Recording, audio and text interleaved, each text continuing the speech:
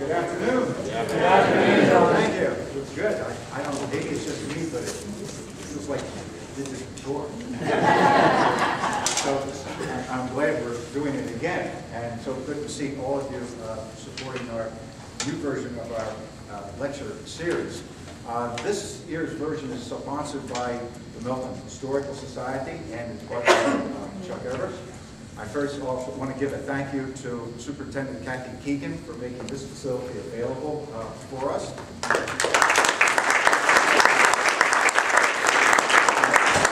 As well as tech people here and the custodial staff have done a terrific job of setting everything up for the speakers and for you, the audience, and that makes it so much easier as well. And I mentioned reference to, my name is John McWilliams, by the way.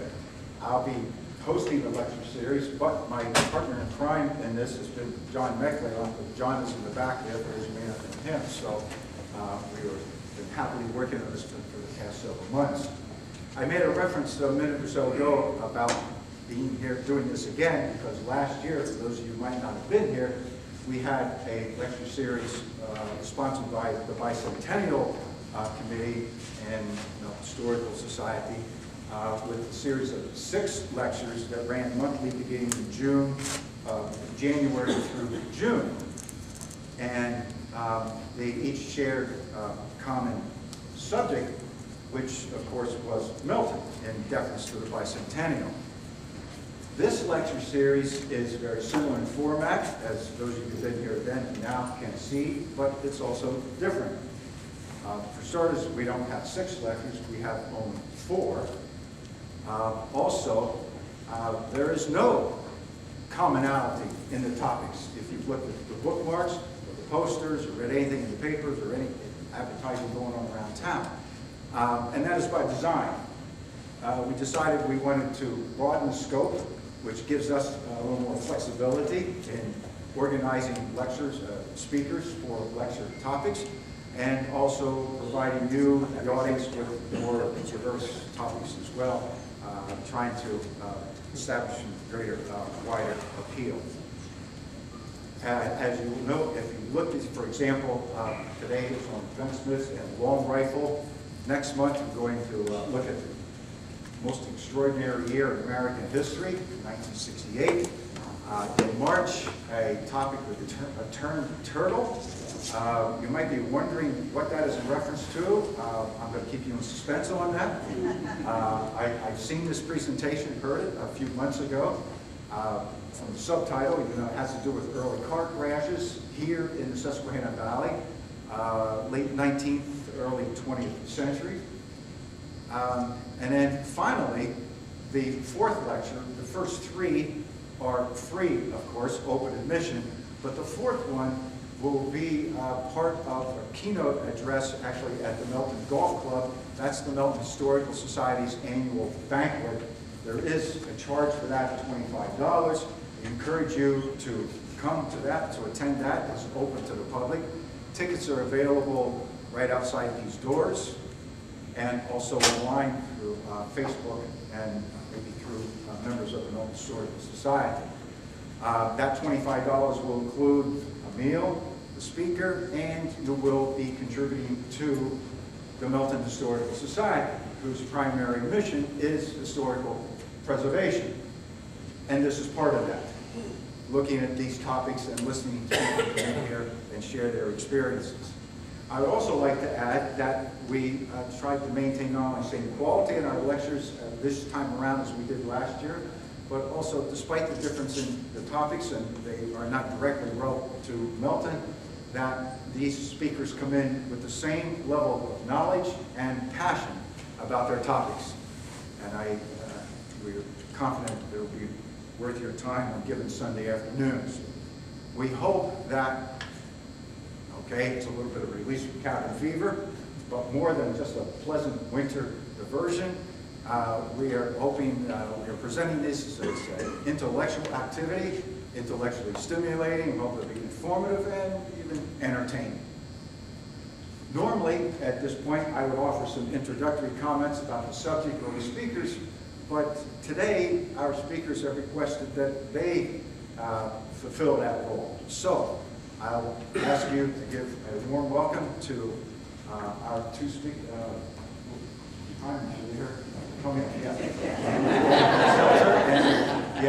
And Norm, thank you very much. I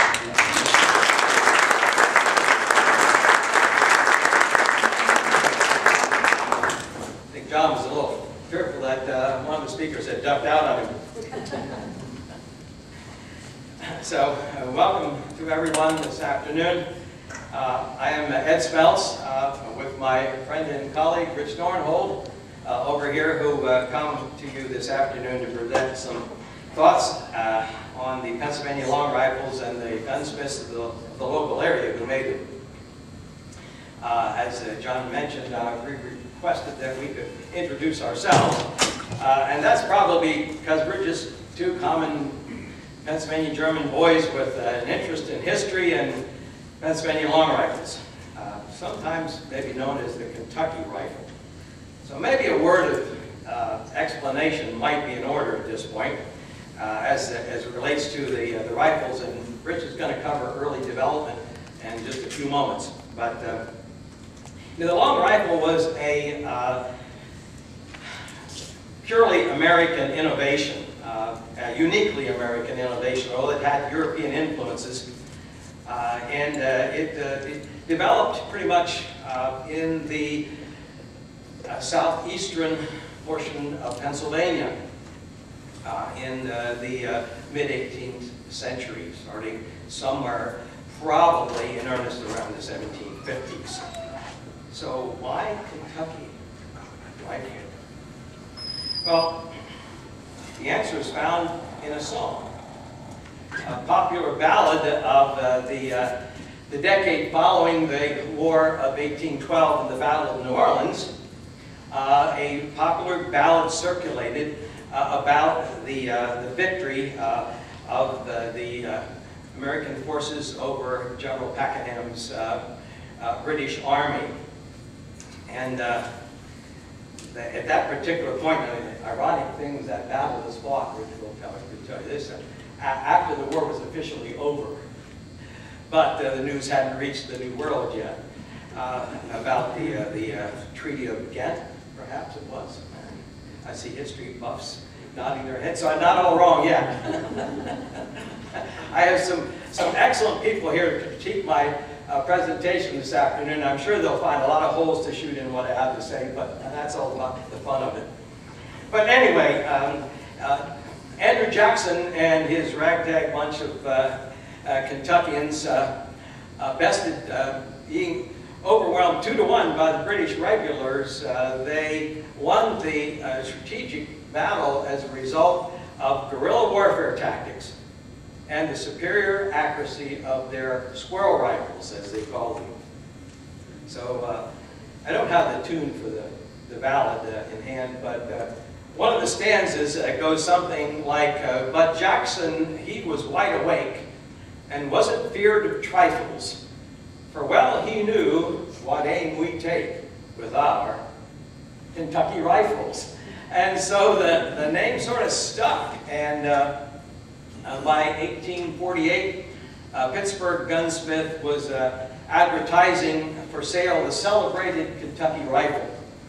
And when Captain John Dillon in 1924 published his groundbreaking, actually the first book of any substance on the long rifle, he entitled it the Kentucky rifle. And so we're pretty much stuck with the misnomer, even though it's really the Pennsylvania long rifle. And that's what we're going to call it today.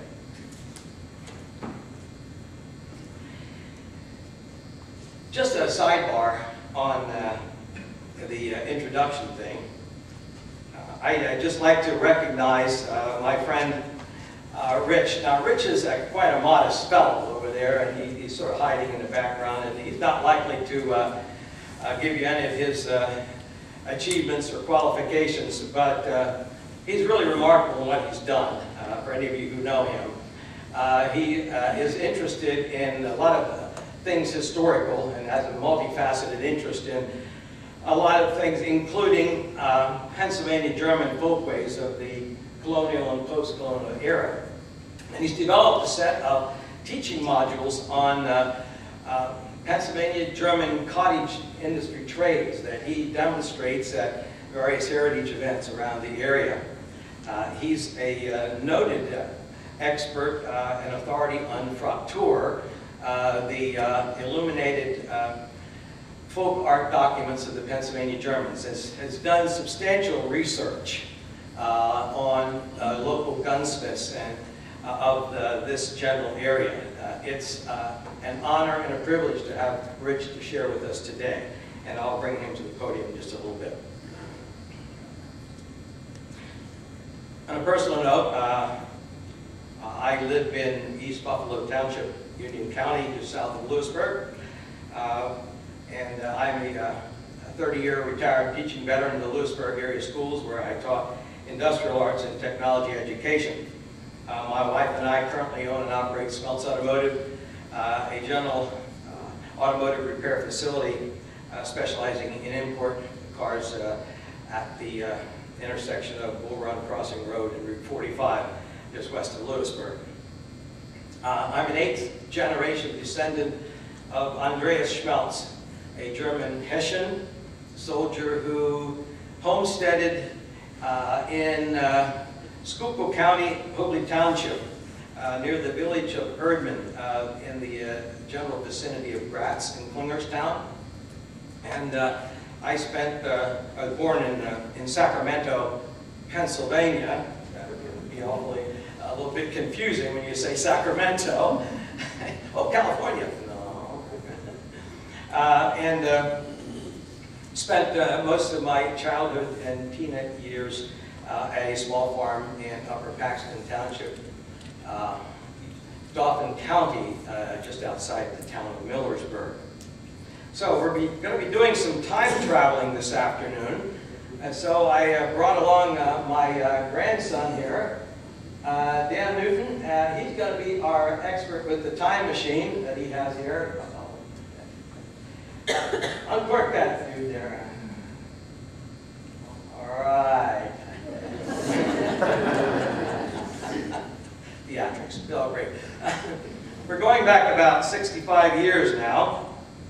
And my initiation to the field of antique firearms restoration and took place when rummaging around in the attic of our 19th century farmhouse outside of Millersburg. I found an old 1839 Harper's Ferry military musket, sort of rusting away in the attic, and probably to the chagrin of my mother, who had to clean up the rust from my clothes. I began to polish off the rust and cleaned it up and got it back to operating, and yes, shooting condition. I was silly enough to shoot it. I didn't blow up in my face, by the way. So, but that was sort of my start in that, and the rest, as I said, is history. Well, Dan, we're going to fast forward now about 35 years. It's a cold, late fall, early winter evening at Stahl's Auction Barn, our auction gallery, on Johnstown Road, just outside of Mifflinburg. And the firearms auction is about to begin, and I'm wandering about the tables and stacks of modern sporting firearms, and over in the corner I spot a table full of seconds. Some old Revolutionary War and Civil War military stuff, and sandwiched between them the rather pathetic, decrepit remains of a once proud Pennsylvania long gun. Boy, that's a train wreck, I think, to walk on by it. I'm walking away, and was that a voice? Wait a minute. Did somebody say something? There's a saying amongst us old gun bugs, if only that old gun could talk. You may have heard that. Did it? Did it talk? No. I keep going. No. There's that voice again. What is this? So I'm called back. I go over and carefully pick it up. It's got the grime of about a century of inactivity on it. More stock has obviously had an injury at some point, shattered, and someone has scabbed on a clumsy piece of wood, and it looks awful. I turn it around, and underneath the grime, there's a faint shadow of a semicircular shape above the cheek piece. Take a deep breath. Blood pressure begins to rise. My heart rate goes up. Put it down on the table and walk away. Hopefully nobody has seen me have some interest in this thing. Sometime a little bit later, after the brief flurry of bidding is over, I'm the owner of that old hopeless thing. Figured there was something going on, though, when on the way out, maybe the bidders, or maybe someone who was a little too late, accosted me. Would I sell that piece? I'll give you a lot more than you paid for it. No, thank you. I took it home. Later on, with the aid of some Johnson's wax and some real fine steel wool, I carefully massaged off the dirt, and underneath was just a wonderful coin silver moon with an engraving on it, and a little further on, some real fine, nicely done incised carving on the buttstock. Well, I put it away.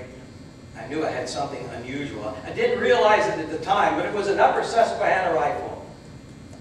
Actually, a Fowler, which I'll show you in just a moment. At the urging of one of my friends, local, who had seen it at one point, said, "Man, you ought to get that thing restored." I said, "You think so?" He said, "I'll walk it around." Took some pictures, and he showed it to some of his friends from down Allentown area. One of the forerunners in the Kentucky Rifle Association took a look at it. He said, "Yeah, that's a nice piece." So I had a friend of mine who does professional restoration, because it was a little bit beyond my expertise at the time, redo it. It's a Jacob Smith. Probably 1795 to 1810, perhaps. Either White Deer or New Berlin. He worked in both places. It's got the Roman nose architecture, opticant around. It's a shotgun, basically. We call it a Fowler. A smooth bore, about somewhere around 20 gauge, if you think in terms of modern shotguns.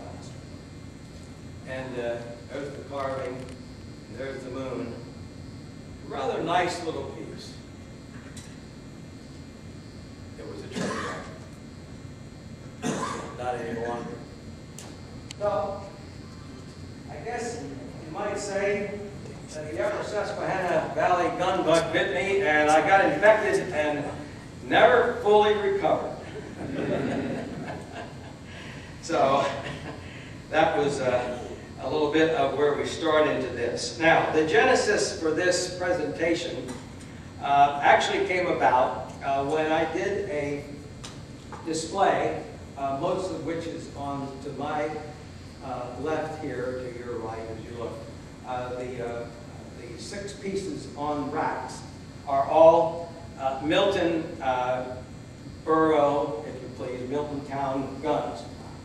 The one in the center, which we'll talk about a little bit later on, as an affiliate gun, but I did that at the 18th Century Artisan Show down in Lewisburg. Just for your information, that show is coming up the 2nd and the 3rd of February. It's just a wonderful event, 2-day event, Friday, Saturday. If you have any interest in antiquities, do make the show.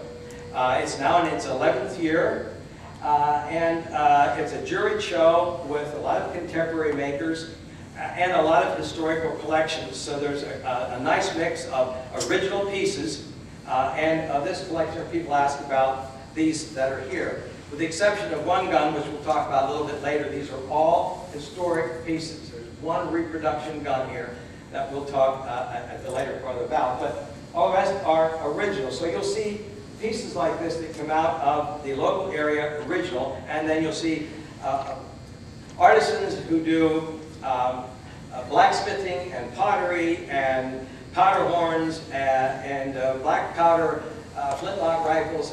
Just a great event at the cupboard. It's $5. It's a deal. And all day you can roam around for $5. You just can't get a deal like that anywhere. I'll probably be there this year with John Dreisbach. Everybody had a chance to see the Milton stuff last year, but that was sort of what kicked this thing off. And talking to John Beckley, he said, would you think about doing a display or doing something for the Historical Society? I said, yeah, that sounds like a lot of fun. And so here we are. Now, I'm aware this presentation may generate a few more questions than answers, so we're going to try to leave a little bit of time after this is over for you to ask some specific questions you might have about what we presented. Also, at the end of that, we'll probably give you, if you'd like, a chance to actually pick up. We're not white glove guys. Now, some places you go, people have these guns that they, $50,000, $60,000, $75,000 guns, and these aren't that. But they'll give you a pair of white gloves to put on if you dare even touch their gun. Well, we're not like that. So if you want to look at one and pick it up, feel free. We ask two things. Well, three things actually.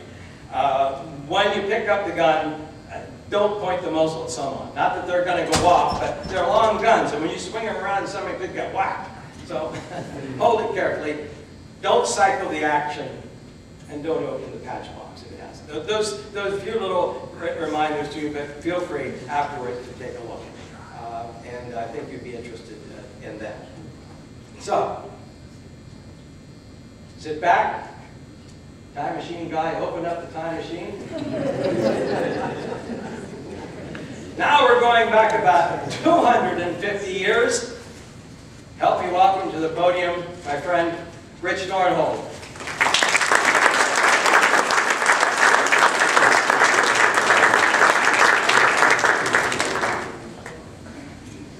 I don't tell stories like Ed does, so I'm not going to be nearly as entertaining.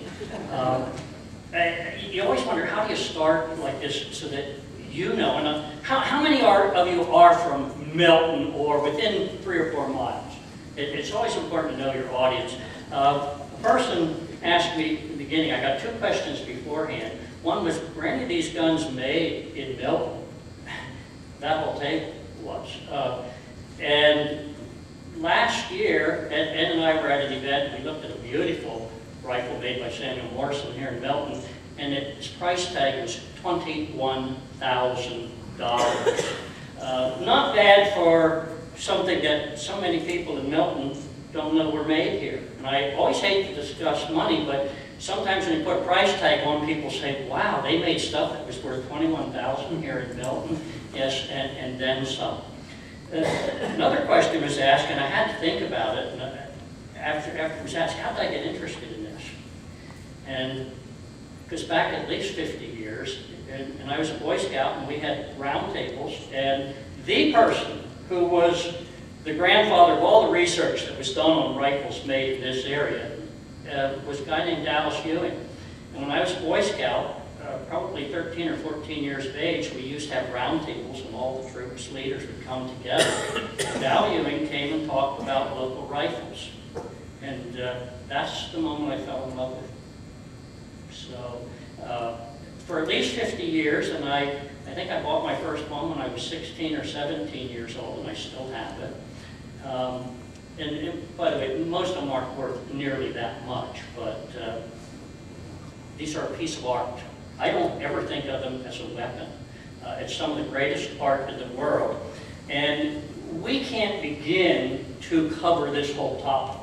You aren't going to leave here knowing everything about rifles. Because, to be honest, most of the local gunsmiths and the local guns, there's so much we don't know. And we're learning every day. And I think back to what Dal Ewing presented that night and his research, and we've multiplied that 100-fold to now 50 years later, and we still don't know a lot. So I would challenge all of you, if you're really interested in this, get out there and do some of the research and learn more about it and share it as we're trying to do. When we look at the local guns, and we want to concentrate on Milton, and obviously the gunsmiths who worked here, and there are 8 that worked in Milton. 8 different gunsmiths worked right here in this town, and I'll give you their names to begin with. Samuel Morrison and his son Samuel Morrison Jr., William Philman the elder and William Philman the younger, and the elders there worked in the 1820 to 1840 period. John Longer, who worked from 1833 to 1838 here in town. John Walshins, who was born in 1761 and worked here in Milton about 1820. And his son John, the son of John, William Walshins, who was born in 1792 and was also listed in census records as being a gunsmith here in town, in Milton, about 1820. They worked right in town. Right outside of town, in Herbert Township, was John Stahl, and he was working 1780 to 1800. That's really early, 1780, finding a gunsmith in this area. And then I've got to mention Mahoning Township, even though that's today in Montour County. I'm aware of the geography, but back then it was Northumberland County. We had William Antis Sr., if you've ever heard of Antisport, Jersey Shore area. He was working very close to here in 1781 to 83. Those dates are important. I'm going to talk about him more in a minute.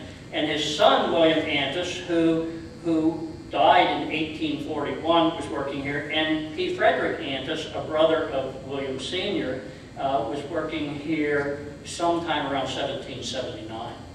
So we have really early gunsmiths. Now, being the kind guy that he is, Ed said, well, there's some that we know a whole lot about, and there are some things we know almost nothing about. How about you deal with those early ones that we don't know anything about? So we don't have a lot of information on some of them. But we have to begin with Europe. If we go back to the 1770s, when this area was being settled, most of the guns in America were European. They were military, and the Germans in particular, by the way, he said we're Pennsylvania Dutch, we're both descended from Hessian soldiers. And so many of the Pennsylvania Dutch came from Switzerland, and the gunsmiths came from Switzerland. They brought their guns with them, and so most of our early guns were that. And I do want to correct one thing that Ed said, and I know he'll forgive me later. He said that gun that kept talking to him was Jacob Smith, who was the son of the widow Catherine Smith. Right? Their name was never Smith. It was Schmidt. Schmidt, you got that? I'm so tired of trying to correct it. Once it gets put in writing, we keep it forever. I put online, and I have 2 articles online if you want to learn more about it. One, just go to the American Long Rifle and type in Upper Susquehanna School. Remember that term, Upper Susquehanna. Type in Upper Susquehanna School, and you'll get an article that I wrote, and a whole bunch of other people have added to it on the American Long Rifle list. But last year I did an article for the Union County Historical Society, Union County Accounts, and there's something wrong with their website. You can't get to it by going to Union County Accounts. Just type in gunsmiths of Union County in a search engine. And there you will see, in both of those, you will see tons of guns, especially the American Long Rifle. Almost all the gunsmiths from the area, we have one picture by them. And it's the only source I know where you can see what these guys did, and they are a piece of art. The Union County article doesn't have as many, but it does have the birth and baptismal certificate, a Faulkner, of a gunsmith who was born in Beavertown, and the mother of that boy was the granddaughter of the widow Catherine Smith. And it clearly lists, and you can see it, there's a photograph, it says Catherine Schmidt. They never called themselves Smith. We've stolen their identity, and as good Germans, we kind of resent that. But it's the German tradition And it's the Germans and those Swiss, who we sometimes call Pennsylvania Germans, who brought this tradition to America. And so by about 1740, 1750, we find a place called Christian Springs. Now, I'm going to come back to Christian Springs in just a second. But I mentioned William Antis. Why don't we know anything about these early gunsmiths? And there's a reason. I named a whole bunch. We know about 4 of them. The 2 Morrisons and the 2 Philmans over here. Morrisons and Philmans. We don't know anything about those other gunsmiths because we can't identify any of their guns today. They worked so early. I'm sure they're around. Some of those early guns that are not signed were made by these gunsmiths, but since we can't identify their work, we've just kind of ignored them. William Antis, who was living just outside of Milton here, when he was 13 years of age, was living in Christian Springs, Bethlehem, Pennsylvania. He was a Moravian, and the Moravians, I don't really know how to describe them, but theologically, they're a lot like Lutherans today, but they were an absolutely, I don't have a good word, can I say fascist society? Close. Close. He's a lot more politically correct than I am. You couldn't do anything in their society unless they permitted you to. One of the greatest gunsmiths Pennsylvania ever had was William Henry. Very well associated with Lancaster County. He was a Moravian. The whole time he was there, they wouldn't let him make a gun because they had a gunsmith. They needed a joiner. They needed somebody to make moldings for houses, and his apprentices, etc., were busy making houses. They needed someone who could build houses, not make guns. They had a gunsmith. And they told you what you were allowed to do and what you could not do. And you better not go against the elders. And consequently, William Henry, after years and years of pleading with them, and we have all kinds of records of him pleading with the elders at Christian Springs to let him make guns, he finally said, if you don't let me make guns, I'm leaving the community. And they left him go away from the community and make guns, and he ends up in Lancaster County. And so many of our earliest gunsmiths in all of Pennsylvania we can trace back to Christian Springs, or at least they were learning from someone who learned at Christian Springs. And if you follow the development of the Pennsylvania long rifle south through the Shenandoah Valley and into North Carolina, the Winston-Salem area and the Moravians there, you find all these guns that look right out of Pennsylvania, but it's that Moravian tradition that is doing it. William Antis, who I mentioned earlier, when he was 13 years of age, is listed in the census at Christian Springs. And as a 13 and a 14-year-old boy, he was sent to Shamokin. Now, we have someone here from Northumberland. I want you all to understand that Shamokin then is Sunbury today. So when we talk about Shamokin, it's where Fort Augusta was. We're not talking about Shamokin in the southern end of the county. William Antis Sr. was sent as a young boy to Shamokin to help the gunsmith there. And eventually he ended up right outside of Milton. We can't identify one of his guns, so people just ignore him in all the discussion of the important gunsmiths, but he was very important early on. And I'm not even going to mention all the gunsmiths who worked in White Deer. We all know about Widow Catherine Smith, who did make gun barrels. And according to everyone, remember, it was a man's world back then. And for them to say she made gun barrels that were as good as or better than any gun barrels that any man made. And she probably had a kid strapped on her back at the time, and she was tending the garden and cooking the meals and doing everything else around the house because her husband, Peter, had died after being here just 1 year. She was making gun barrels, and all of her sons became gunsmiths. And her grandsons, there must be 20 or 30 people who are directly descended from Widow Catherine Smith who became gunsmiths. So Ed will be talking about them later, and we have other people on the other side of the river, just across the river. Jacob Frock comes to mind. Lived in the New Columbia area for a while. That is one of the best gunsmiths this area ever produced. But we're trying to stick just to immediate Milton, but I want you to know Milton didn't operate in a vacuum. These people were talking, they were communicating, they were sharing ideas. Now back to the European guns. The one gun that we want to talk about in particular was called Jaeger. Anyone here speak German? Pennsylvania Dutch. What does Jaeger mean in English? Deer. Hunter. And so these Germans and these Swiss brought their Jaeger rifles along. And the earliest hunting rifles in the New World were these Jaeger rifles from Switzerland and Germany. They were very short. They were very large calibers. They were very much like a club.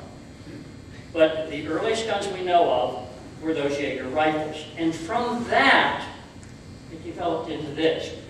Kind of like he was talking about the Battle of New Orleans. You know, the War of 1812 is the only war that we never won a battle. We never won a battle and we won the war. Because the Battle of New Orleans in 1812 happened after the war had ended.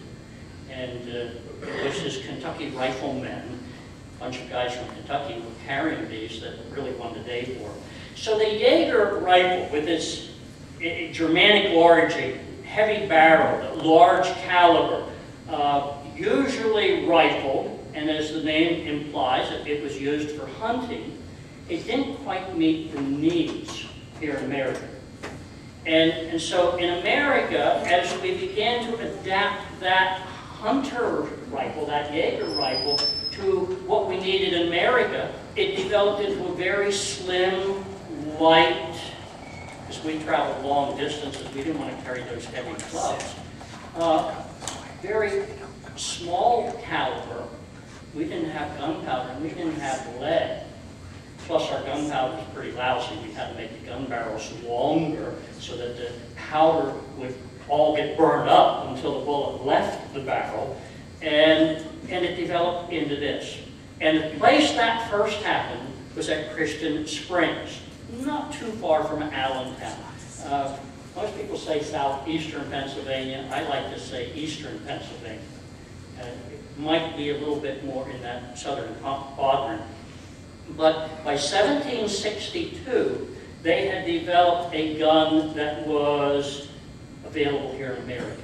And it was beginning to look like something made here. It was not yet a long rifle.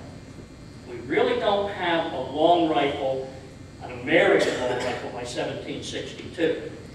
Andreas Albrecht, we tend to say Albright here, established a gun shop there by 1762. And so he was the Moravian that was permitted to make guns, and he trained them, and his son later lived in Lewisburg. So very early on, we have these Moravians, and they've been spreading out all across Pennsylvania. They were missionaries.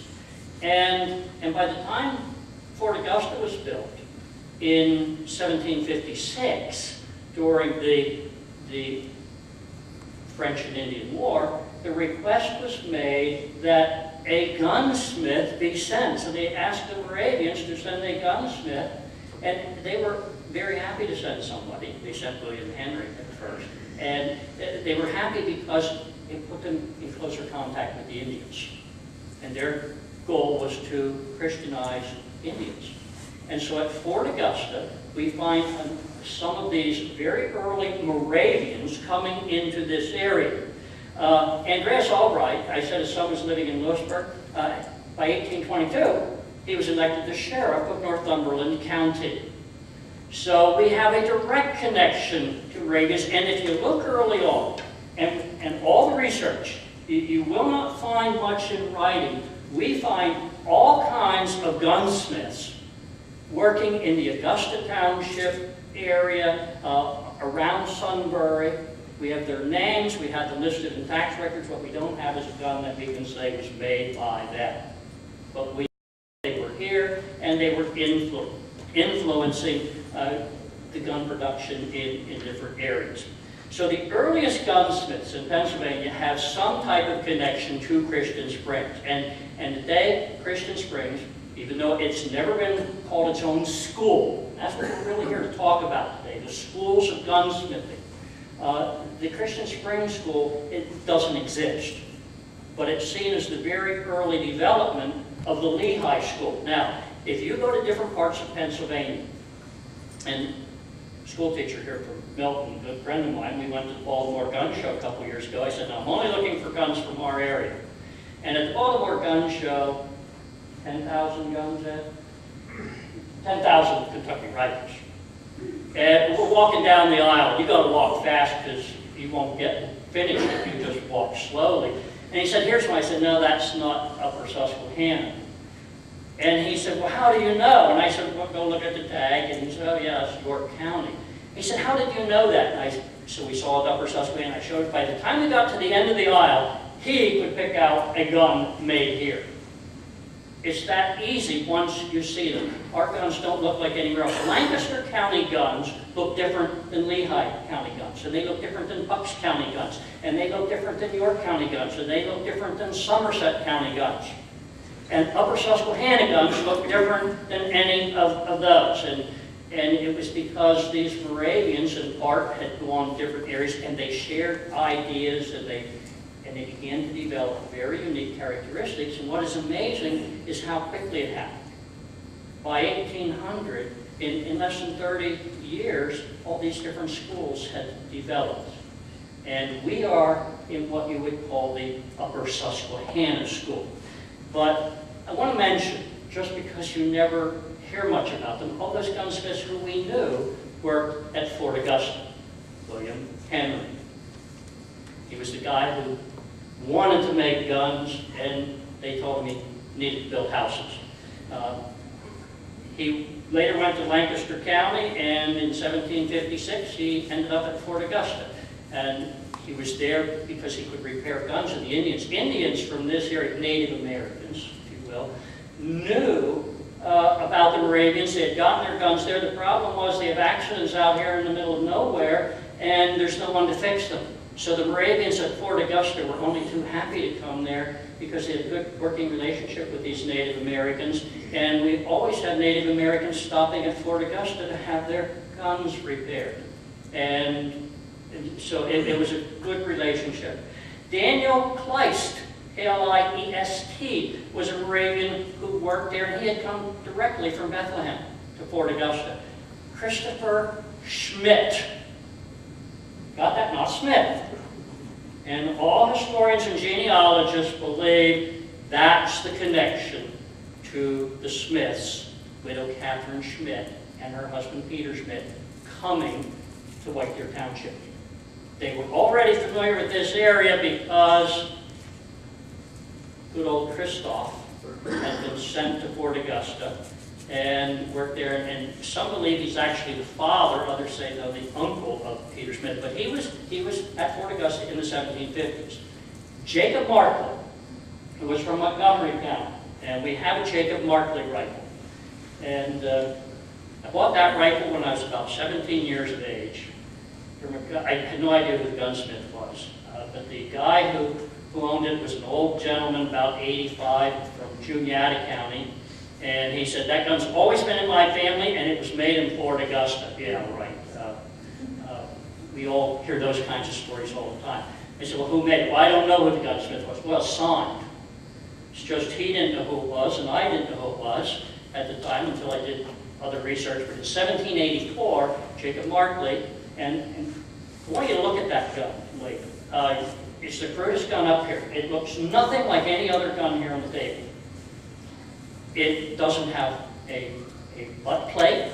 It doesn't have a rear ramrod pipe. It was made on the frontier during the Revolutionary War. Rub your hand over it. You want to feel early maple. The guy was working with nothing and probably had 4 or 5 tools to make it. But that's probably the oldest gun up here. And it's the only rifle known made by Markley. And it's IM. In the 18th century, I's and J's were interchangeable. And so it's for Jacob Markley. And he was working with nothing here on the frontier. The Indians were the first ones to have guns in this area before we existed here. And by the end of the Revolutionary War, as settlement really began to pour into this area, there was a need for a weapon that would meet the demand of people here for protection and to put food on their table.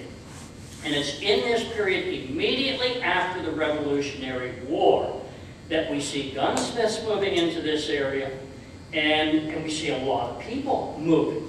And later, and we don't have time to get into this, you're going to see so many of our gunsmiths, they're in Ohio, they're in Indiana, they're in Illinois, because as the population moved west, our gunsmiths moved west, because that's where the market was. They wanted to make a living, they wanted to make money. So by the end of the Revolutionary War, we see gunsmiths moving into this area because there are people here who need their product. And again, Lewisburg, we have Johannes Earnhardt. For those of you who are NASCAR fans, you should be able to remember that name. He came directly here from Bethlehem. He was a Moravian, one of the earliest gunsmiths. We never write about him, we never talk about him being important because we've never seen one of his guns. We all know about the Schmidt family, but the other two early gunsmiths were Samuel Baum and John Dreisbach. Now, Samuel Baum lived in New Berlin. Later, he or his son had a gun shop right outside of Danville. But most people always talk about Samuel Baum as being the most important gunsmith in this area. If that's true, and I'm not going to tell you it isn't, because there are an awful lot of people who tell me I was crazy. If that's true, it's only because he had a lot of apprentices and probably trained as many, if not more than, any other gunsmiths in the area. We have a very early Samuel Baum here, and I know you can't tell now because we haven't gotten that far, but that's probably 1790. He was here in 1787 to 89. It doesn't look anything like a gun from here. He came from the Lehigh Valley, and that gun is pure Lehigh in style. So when he came here, he wasn't making guns that suddenly looked like all the other guns that came in this area. And when I say that, what makes our guns the same? And this is called the nose of the gun. And guns from this area have a very unique profile. It's like we have one pattern and all these guns were made from. If the gun has a patch box, how it opens, and the rear ramrod pipe is put together with a rivet. So when we look at guns from this area, Ed's going to talk about that, that gun doesn't look like anything from this area because when he came here, he already had been trained elsewhere and still continued to make guns in his gun style. Now, William Antis settled in the area of present-day Milton. Johannes Earnhardt, I've already mentioned. And of course, the Schmidts just across the river, and Jacob Frock, were all early gunsmiths. And it was they who gave us the foundation to make the beginning of the very beginning of the Upper Susquehanna School. So Ed is going to talk about that, and I'll sit down.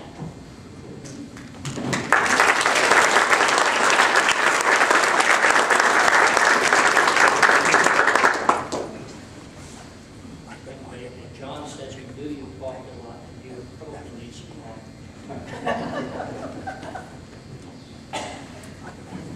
My hydration might be good at some point. That's why I might want to wash them all day. Development of the Upper Susquehanna School. It's interesting among collectors. We all have a different perspective. Rich really majored on the Moravians, and I'm not going to discount that. I think that was a very, very crucial part of the development of gun making here. But let's think of it this way also. Immigrant gunsmiths came to Pennsylvania primarily to the port of Philadelphia. They disembarked, they headed to Germantown, where the German and the Swiss people were of a common language and they could feel a little comfortable before getting ready to venture forth wherever they were headed. And when they left Germantown, they went in basically 3 directions. They went either north into the Lehigh Valley, Allentown, Bethlehem, Northampton County, that area. Or they went west through Bucks and Montgomery and into Lancaster County. Or they went northwest into Ole, the Ole Valley, which led directly to Reading. Ole is about 30 miles from Philadelphia. So a lot of the early influences coming out of there went to Ole and then on in toward Reading. So the development of gun making sort of just exploded in all those areas. Pretty much at the same time, as Rich mentioned, there was a need. And so the gunsmiths that were coming from Germany and Switzerland began to fill that need. The legendary Martin Milan, who didn't even fit into this, but supposedly had a barrel-making mill outside of Lancaster as early as maybe 1720. Who was he making barrels for? Were they making barrels for sort of military kinds of guns? Because we don't have really much trail of evidence that points to makers. And just a word on that. But in this, there was a display in 2009 at the Berks County Historical Society. It was about a year-long exhibit that was done by the curator there and a man named Patrick Kornberger, who printed this book. Patrick was into antiques for years, had a spot at the Black Angus antique venue outside of Adamstown. And in that display, he had it was a really neat display which featured as the first gun a Johann Kuchenreiter, a German Jaeger rifle. Now, the first signed and dated Pennsylvania long rifle comes out of Reading in 1761, and it's a Johann Shrike gun. This gun was uncovered, of all places, in merry old England. It was found in a manse over there in a collection and brought back to the States by one of the DuPonts, who engaged a friend of mine to do some restoration on that gun to bring it back to its original condition. But that's 1761, first signed and dated. That doesn't mean there weren't guns made before 1761, but it's pivotal because that Shrike gun, if you look at the stock profile, it's a Jaeger. Now, it has a longer barrel and a smaller caliber, but it's got the sliding wooden patch box of the Jaeger guns. And so that tells me a little bit, and that's happening in Berks County. Now, to understand our local school, we need to understand what was happening in Berks County. I have here today a quintessential Berks, well, let's call it an upper Susquehanna gun. It's got the Roman nose, it's got the two-piece entry pipe, it's got the matchbox release in the toe plate. It's everything that you would expect an upper Susquehanna, old Northumberland County Union stagger gun to look like. Only one problem: it's not an upper Susquehanna gun. It was made by Simon Miller in Hamburg, outside of Reading. And so when we talk about what influences came to this area, it's primarily the Reading Berks guns that provided that input. I just printed out a brief, one day just for fun, a little diagram of the Tulpehocken Trail, which was one of the earliest trade routes, I guess you would say, that brought people here from Berks County, and the people that came would have been Germans from Berks County traveling up the Tulpehocken Trail. Starts at Womelsdorf, 14 miles west of Reading. It goes through Bethel, up across the Blue Mountain into Pine Grove. From Pine Grove, it goes up through Ravine and to the top of the mountain and down into Higgins. And from Higgins on down Valley View and Sacramento, or near where I was born, it branches off and goes over toward Erdman, where my fifth great-granddaddy lived. Goes through the Klingerstown Gap and makes its way over to Herndon, and from Herndon up to Boyles Run, and Boyles Run over the ridge and drops down into Shamokin, Shikellamy Town. Now, how many of these gunsmiths came up that way? We don't know. But certainly they came up with Berks County influences. So, the ones that came with Berks County designs, the ones that didn't, were influenced by the ones that were here first. We talked about the widow Catherine Schmidt. Notice, Rich he wasn't true to his word. He mixed Schmidt and Smith right along the way. That's okay, Rich. We love you. I didn't want to confuse you. No, I get confused easily. I have a personal take on what really influenced things here, and for what it's worth, here goes. One of the earliest families that came to the valley was the Dreisbach family. Now, I know there were land grants and there's various things, but one of the references does put a gunsmith named Martin Dreisbach in the Buffalo Valley, west of Lewisburg, with land and livestock by 1775. So whether or not his son John was apprenticed at the time somewhere else, or whether he apprenticed to his dad, we don't have any Martin Dreisbach rifles to show. But John Dreisbach set up shop as early as 1789 and worked at various locations. Rich says that there's some evidence that he may have worked in New Berlin, and also in Mifflinburg, and the family homestead surrounds the area where the Dreisbach Church is, just a little bit south and west of Lewisburg. Martin Dreisbach gave the land for which where the church was built later on. So John became a stabilizing influence early on in the local architecture.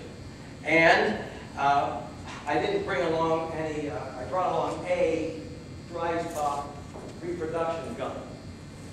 This is the bench copy. When we talk about bench copies, this is John Dreisbach's finest work, for what we can tell. It was actually owned by Joe Kindig, a famous collector from York, who wrote a book back in 1960 called The Thoughts on the Kentucky Rifle in its Golden Era. It's a pretty thick book that Kindig wrote. Every gun in that book was in Kindig's collection. Kindig amassed over a period of years thousands of Pennsylvania long rifles, thousands, and had the finest of the fine. In his book in 1960, he has just J.D. And as the footnote after he describes the gun, he said, "We have no idea who J.D. was." Now that's quite strange, because in 1924, when Dillon wrote his book, he mentions John Dreisbach. So sometimes there seems to be a dearth of information, or people just don't research it or bother to check their researching when they do that. But John Dreisbach became, I say, one of the most influential men in this area. And some of the reasons are, for example, the bomb piece that we held up a bit ago and the stock profile. This is another Schmidt,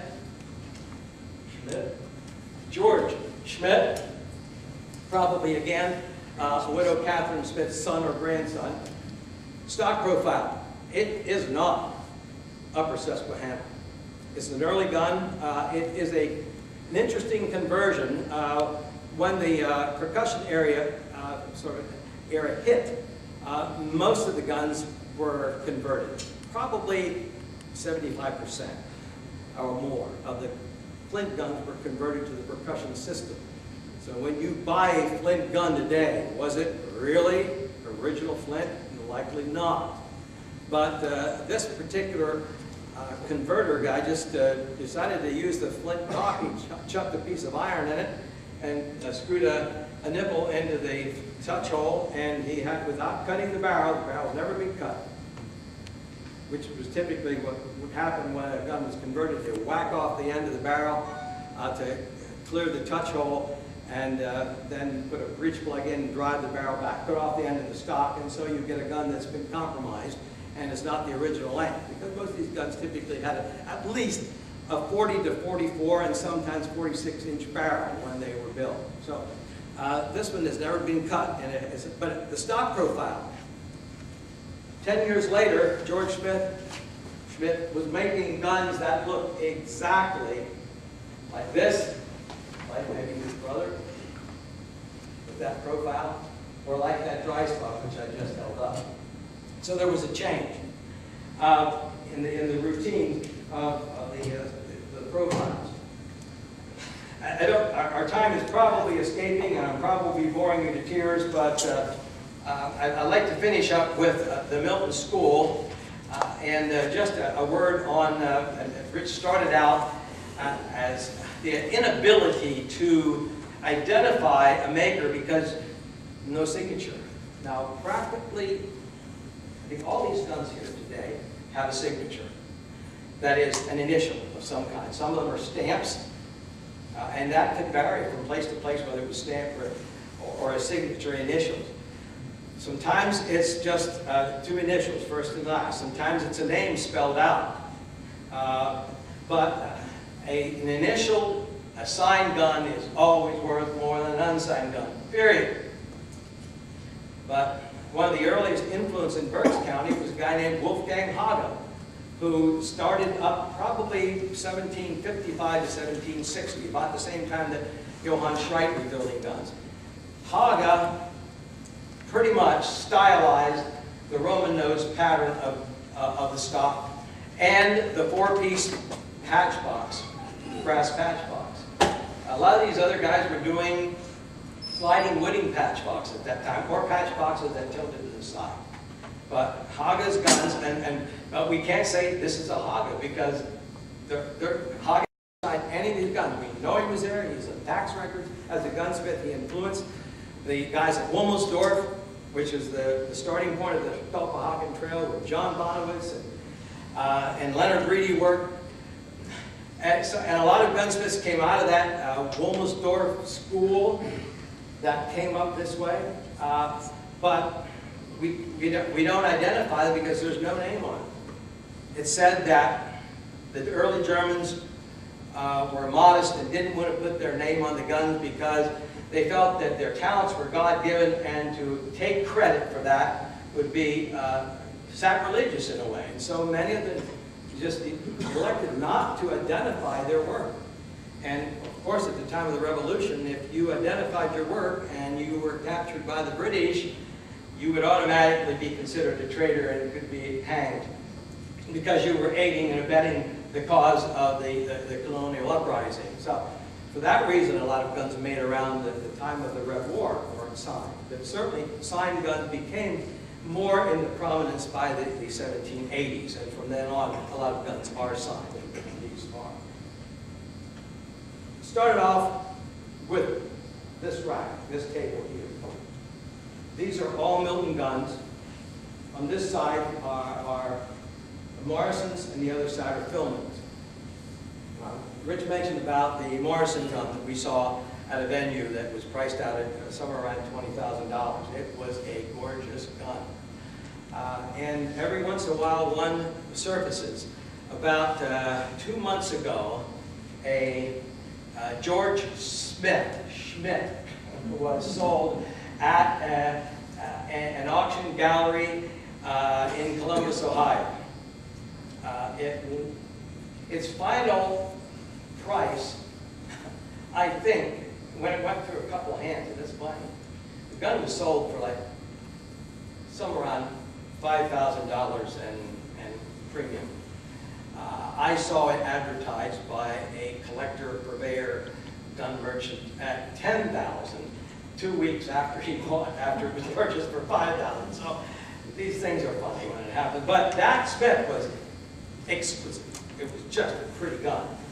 And it had the Roman nose profile. It had the upper Susquehanna school appearance, out and out. So from that gun to that gun, something happened. Smith changed his style. This is a Morrison, early Morrison. It was found at the Prairie Long Rifle Show in Princeton, Illinois, about 8-10 years ago. A friend of mine was there. A guy opened the trunk of his car and picked the gun out. And he said, it's been in the family for 4 generations, or something like that. My friend bought it, and he said he knew what it was, and it eventually came back here. It's a heavy gun. I mean, this is a massive gun. This is almost a Jaeger. Look at the stock profile. It's just straight as maybe a Bucks County gun or a Lancaster County gun. But it's got all the good stuff.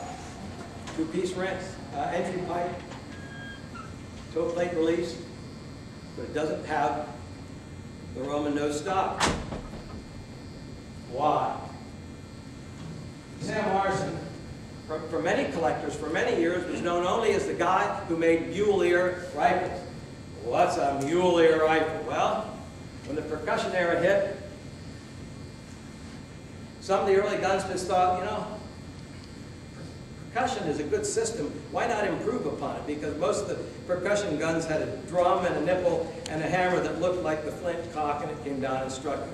But the spark had to go down and in, and they said, well, why not make something where the spark goes directly into the powder charge? So they developed this mule ear, what we call, or side lock rifle. Morrison patented this. In fact, on the lock it says Morrison patent on it. It's an interesting Morrison, but look at the stock profile. Compare it to that gun there. This is upper Susquehanna, in and out. 2-piece entry pipe, toe plate release. Originally, not a flint gun, a side lock percussion gun. And then the bottom gun is a Morrison youth rifle, just as light as a feather, walnut stock, Roman nose profile, cute little gun with a Morrison stamp on it. That one has a Morrison script on the barrel. This is the Morrison stamp. Milton did also some night. He's about 14 years younger than Morrison. Could Philman have been Morrison's apprentice? Maybe so. Philman worked, both these guys started, or at least show up here, about 1820 in this town. Census was done every 10 years. It could have been that they may have started actually between 1810 and 1820 at some point and began making guns, and they show up in 1820 as being here, but they could have been here for some time before. I started teaching at 21, so some of my students were only about 3 years behind me. So when I meet students on the street, some of them look older than me. Can you believe that? And the ones that are still alive, oh boy. So they were my apprentices in a way, and they were only 3 years younger. So could Philman have apprenticed to Morrison? Very possible. Morrison is not a German name. Morrison actually is Scottish? Irish. Scottish-Irish.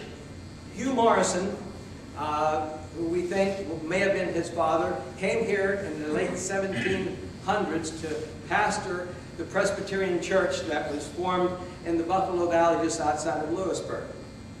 We think that Hugh Morrison was probably Sam Morrison's dad. So Sam Morrison would have come here with some other influences supporting what he was doing, but right across the river in White Deer Township, and we just learned earlier this afternoon that when you go across the river bridge from Milton and you go through West Milton, on the south side is Kelly Township, which would probably have been East Buffalo at that time, and on the north side is White Deer. So right across the river from Milton could have been the Schmitz. There's a connection between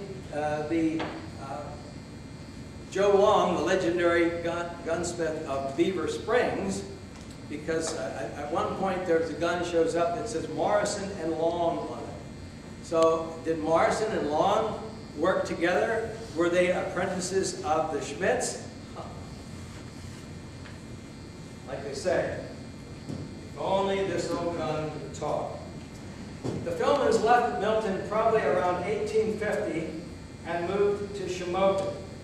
Not the Sunbury Shamokin, but the Shamokin. Why? Well, 1850s in Shamokin, coal was king. The coal barons had money, so they went over there to fuel their economy and their operation. An interesting gun that showed up just recently, it's a late gun. Was it made in Shamokin? I don't know. It's a Philman gun. It's a double rifle. Now, it's not uncommon to find Pennsylvania long guns that are over and under, some of them swivel breech and some of them fixed breech. But to find a side-by-side rifle, and it's not shotgun and rifle, it's rifle and rifle. And it's plainly stamped Philman. Susquehanna Valley profile. Out and out, Susquehanna Valley, patchbox design, butt plate. It doesn't have a entry pipe. It's a heavier gun with this, but interesting piece. Possibly made late Milton, early Northumberland, Shamokin. An interesting piece on the Philman side. Well, that pretty much spots what we have to say today. Time for questions. Rich, come to the podium. Rich is going to answer the tough ones, and I'll just stand here and look and smile and see if he makes any mistakes.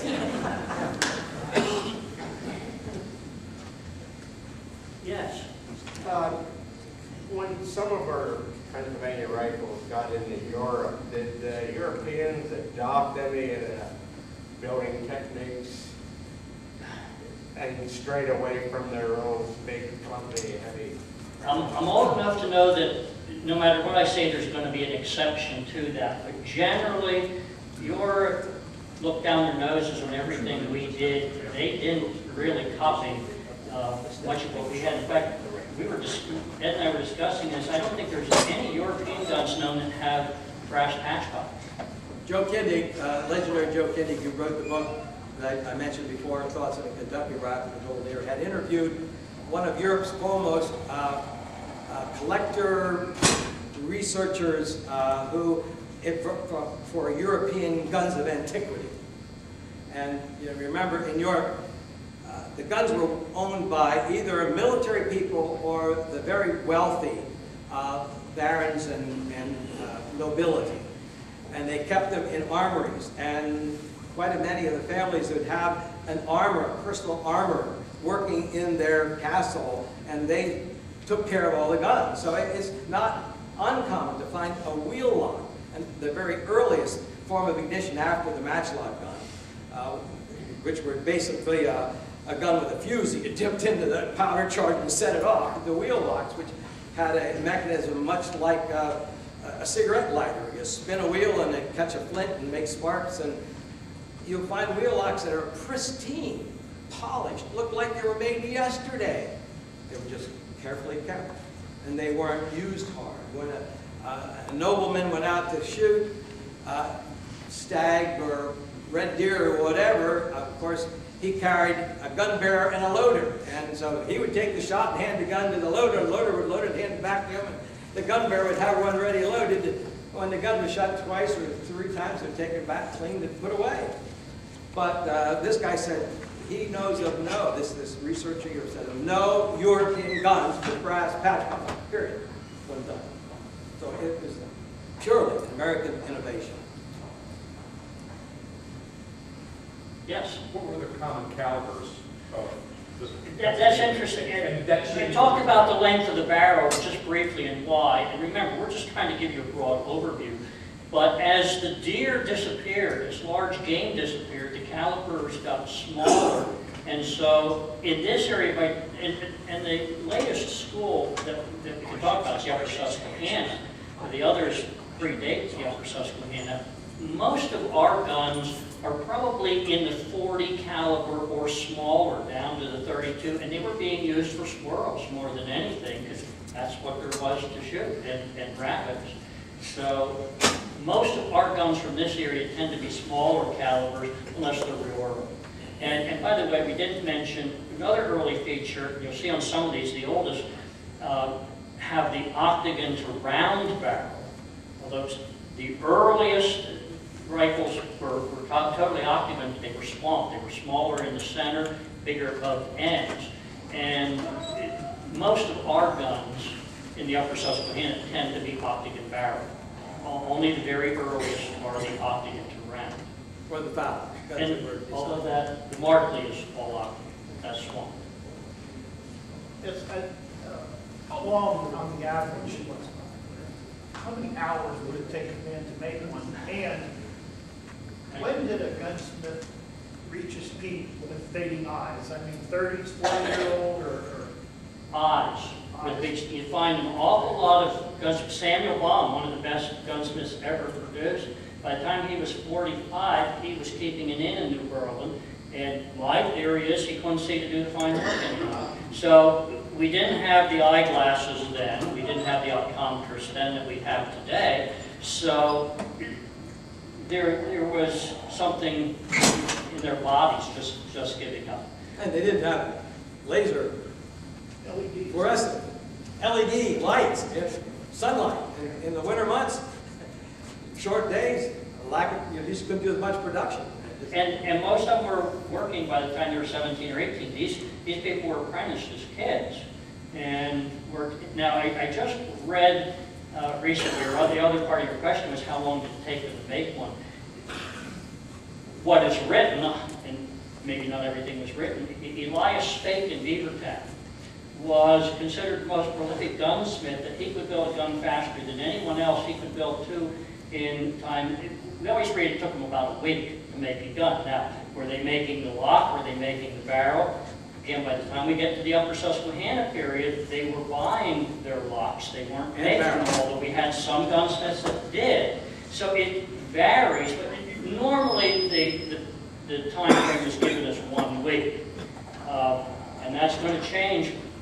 Were they making the barrels? Were they making everything? Or were they just putting it together? Did they have apprentices in their shop who were doing all of the rough work and the master was just finishing it? So I don't think there's any one answer to your question. Yes? What was the source of the barrel? Who made it? There were several gun barrel makers in the area, and they got iron, and Joe Long's son, the guy who worked with Morrison there, his son, Josiah, made guns, but he quit. By the time he was 24, he stopped making guns to become a miner, and he was mining out iron ore. Very close to him were the Bishop brothers, 2 brothers who were making gun barrels in the Beaver Springs area. We also had Worley in Beavertown. So there were people who specialized just in gun barrels. In Middle Creek Township, Snyder County, Henry Wetzel, his brother Jonathan made guns, and there's actually a Henry Wetzel for sale right now on the internet if you want to buy one. He made gun barrels and sickles. A lot of these gun barrel makers, because they were working with iron, they made flax cones. We have a number of, because they had access to iron. These guys were blacksmiths, they were woodworkers, they were silversmiths, they did it all. And so I don't know if that answers your question.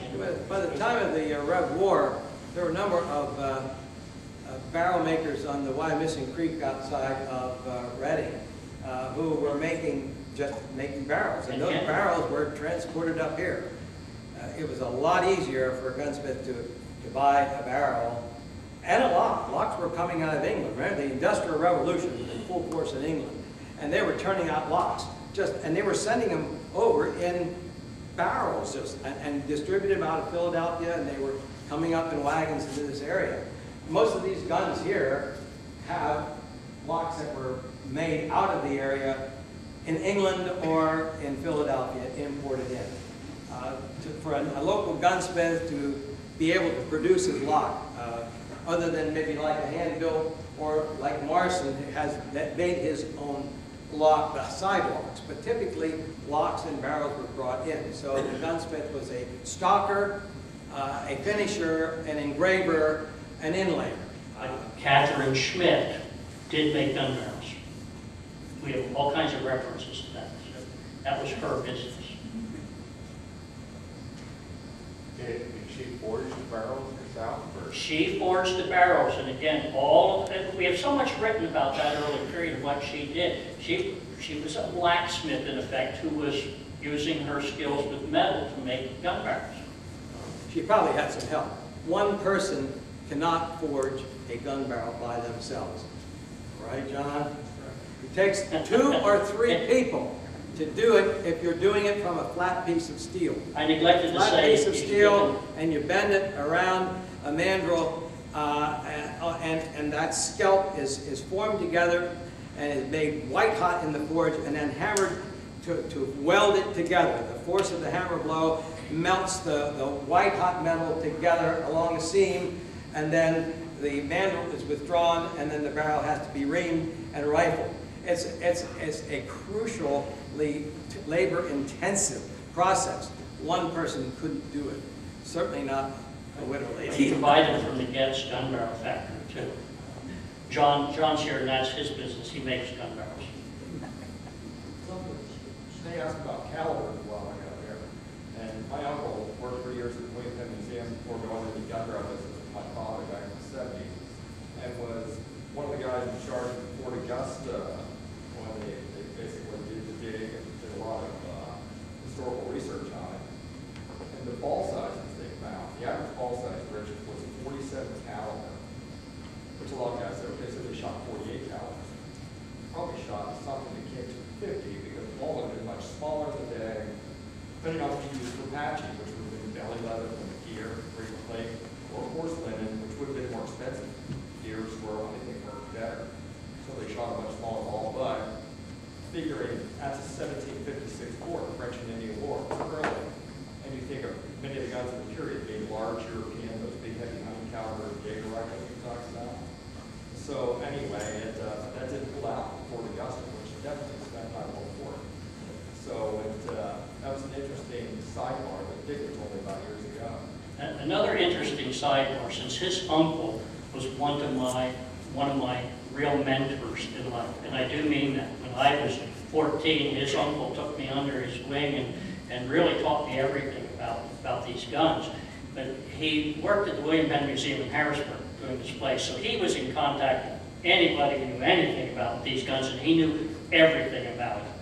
And he told me once, he said, you know, we talked about the Battle of the Alamo. Every kid around here learns about the Alamo, and well, that happened in Texas. He said, I just want you to know there were 5 Upper Susquehanna guns that were used shooting at Santa Ana as they were coming. Now, I wasn't smart enough at the time to say, what's your source for that? But if his uncle said it, you know it was true if he had the source. So next time you read about the Alamo, think, wow, maybe it was Morrison or Philman who made some of those guns that were used at the Alamo in Texas, because we know that some of the guns there are from this area. Northerners had blown south. Yes? You mentioned North or Montour County briefly. Is there any record of a gunsmith operating in the Mooresburg area? In Mooresburg? Yes. I have to come back. The one I mentioned, one of the ones I mentioned from Montour County, he was in the Mooresburg area. But we don't have a gun line.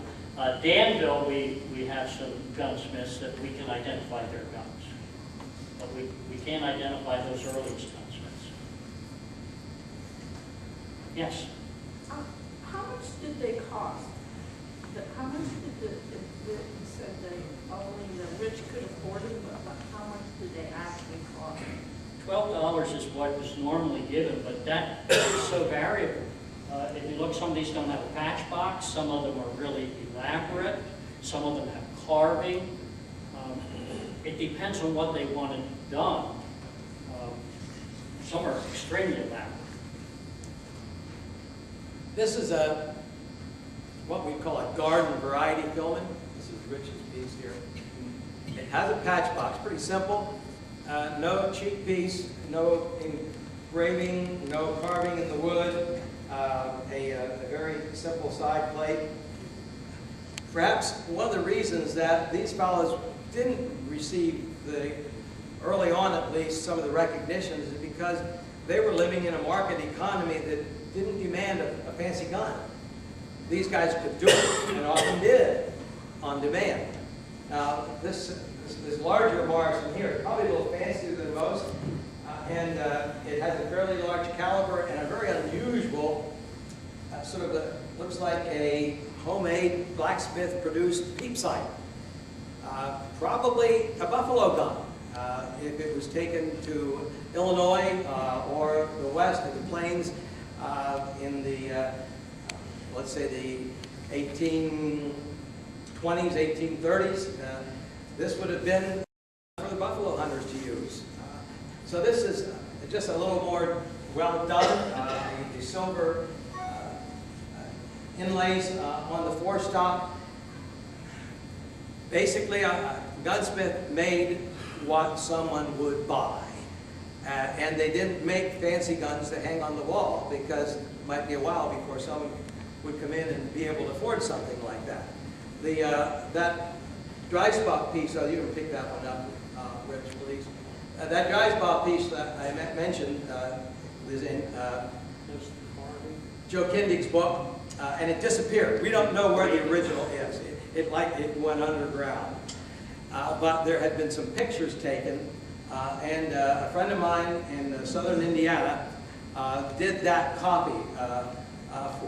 This is probably, it is definitely the finest example of John Dreisbach's work. Is it sterling? What's that? Is it sterling? I think so, because Sterling it started silver. tarnish, yeah. Some had gold in it.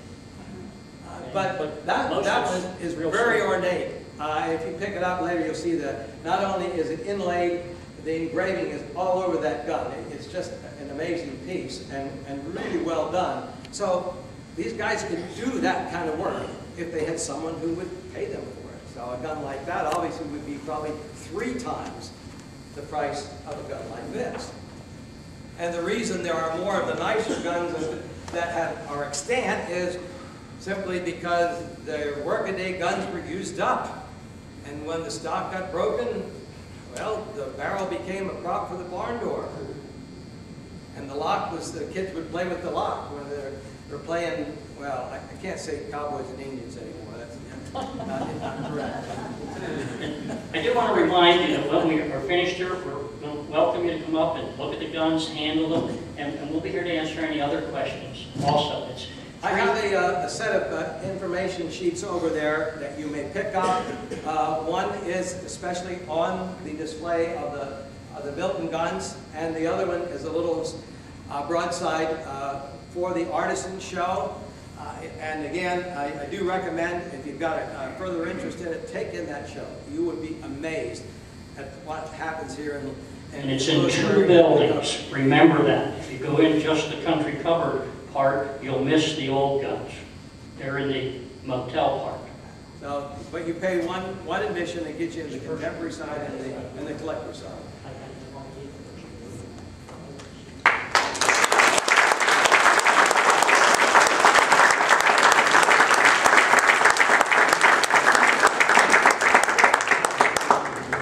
Thank you for coming. I'd just like to remind you that in 4 weeks, February 18th, we'll be looking at 1968. Hope to see you then. In the meantime, feel free, as Ed just said, to ask more questions and the rifles. Take care.